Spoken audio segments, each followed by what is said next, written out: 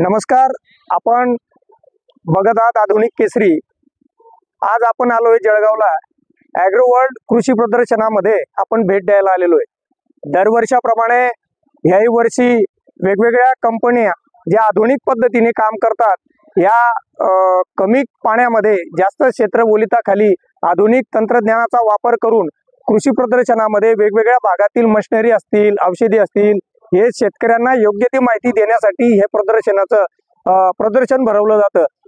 आणि आपण त्याच प्रदर्शनासाठी आपण मध्ये प्रत्येक स्टॉलला आपण भेट देणार आहोत आणि तिथून आपण माहिती जाणून घेणार आहोत.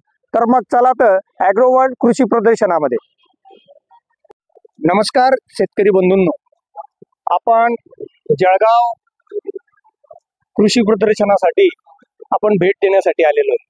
या ठिकाणी नामांकित कंपन्या ज्या आहेत, राशी सीड्स असेल, अशा वेगवेगळ्या पद्धतीच्या कंपन्या ह्या कृषी प्रदर्शनामध्ये भाग घेतलेला आहे. शेतकऱ्यांना कोणकोणत्या अडचणी निर्माण होतात त्या अडचणींवर मात करण्यासाठी विविध पद्धतीच्या जाती निर्माण करण्यात आल्या आणि त्यामध्ये जे महाराष्ट्रामध्ये एक नावाजलेली कंपनी म्हणजे राशी आहे. राशी सीडच्या संदर्भामध्ये आपण त्यांच्या हेड जे आहेत त्यांच्याशीच आपण चर्चा करणार आहोत.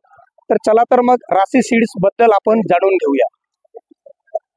नमस्कार. आपण राशी सीड्स बद्दल आपण चर्चा करणार आहोत. तर साहेबांशीच आपण चर्चा करू की शेतकऱ्यांना त्या कोणत्या पद्धतीचं मार्गदर्शन त्यांनी करावं, त्यानंतर शेतकऱ्यांनी कोणतं वाण लावावं आणि ज्या पद्धतीने निसर्ग आता आपण जर बघितला असेल तर पावसाळा असेल किंवा हिवाळा असेल, ह्या सर्वच ऋतूंमध्ये आपल्याला आता पाऊस पडताना दिसतो. तर त्याच संदर्भामध्ये शेतकऱ्यांनी कोणकोणत्या बाबींचा आपण बारकाईने लक्ष ठेवलं पाहिजे त्याच संदर्भामध्ये आपण साहेबांशी चर्चा करणार आहोत. नमस्कार सर, आपलं आधुनिक केसरीमध्ये हार्दिक स्वागत. तर आपण शेतकऱ्यांना कोणकोणत्या बाबी अशा लक्षात आणून देणार की कुठल्या जाती कुठल्या महिन्यांमध्ये किंवा राशीने ज्या कोणी नवीन व्हरायटी लावल्या आहेत त्या कशा पद्धतीच्या आणि किती अंतरावर लागवड केली पाहिजे की जेणेकरून शेतकऱ्यांची फजिती झाली नाही पाहिजे, तर आपण शेतकऱ्यांना काय मार्गदर्शन करणार? नमस्कार, धन्यवाद. जसं राशी जर म्हटलं तर राशी ही 52 वर्षापासून जवळपास कापूस क्षेत्रामध्ये काम करते. आतापर्यंत वेगवेगळे वाण राशीने निर्मिती केलेली आहे.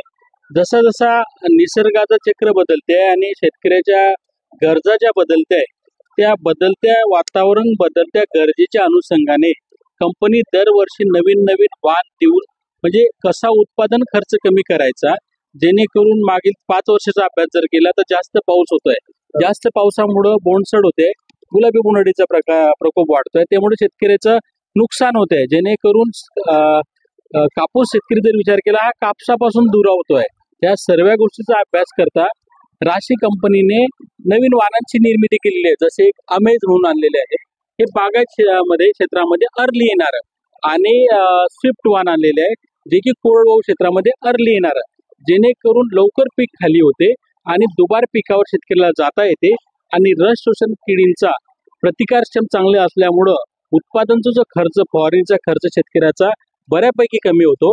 बाकी उत्पादन हमखास उत्पादन येत असल्यामुळं शेतकऱ्याला जो वेगवेगळ्या यांना सामोरे जावं लागते संकटांना, त्यापासून काही अंशी एक टेक्नॉलॉजीच्या हिशोबाने कंपनीने हे नवीन वाणांची निर्मिती केलेली आहे. शेतकऱ्यांनी अशा पद्धतीची जी लागवड आहे 999 आहे, राशीच्या कुठल्या अशा व्हरायटी आहेत की त्या बागायतीमध्ये शेतकऱ्यांनी लावल्या गेल्या पाहिजे आणि काही ज्या गोष्टी आहेत जसं बोंडाळी आहे, तर मुळात म्हणजे आपण ज्या वेळेला लागवड करतो त्यापासूनच काय काळजी घेतली पाहिजे एक जर आपण शेतकऱ्यांना सांगितलं तर बरं होईल. नाही, लागवड म्हटलं तर वाणांची निवड हे महत्वाचं आहे.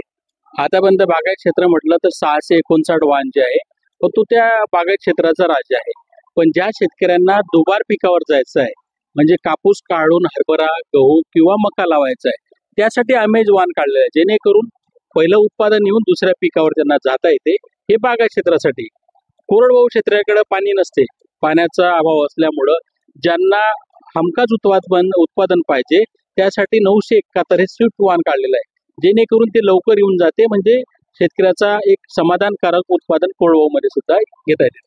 तर आता आपण बघितलं असेल की साहेबांनी सांगितलं की नवीन नवीन जातींचं विकसित करून ज्या वाण जे आहे ते आपण आणलेलं आहे, तर शेतकऱ्यांनी त्या वाणाचा लागवड जर केली तर निश्चितच त्यांना येणाऱ्या ज्या अडचणी आहे त्यावर मात करता येईल आणि उत्पादनामध्ये भरघोस उत्पादन आपल्याला घेता येईल.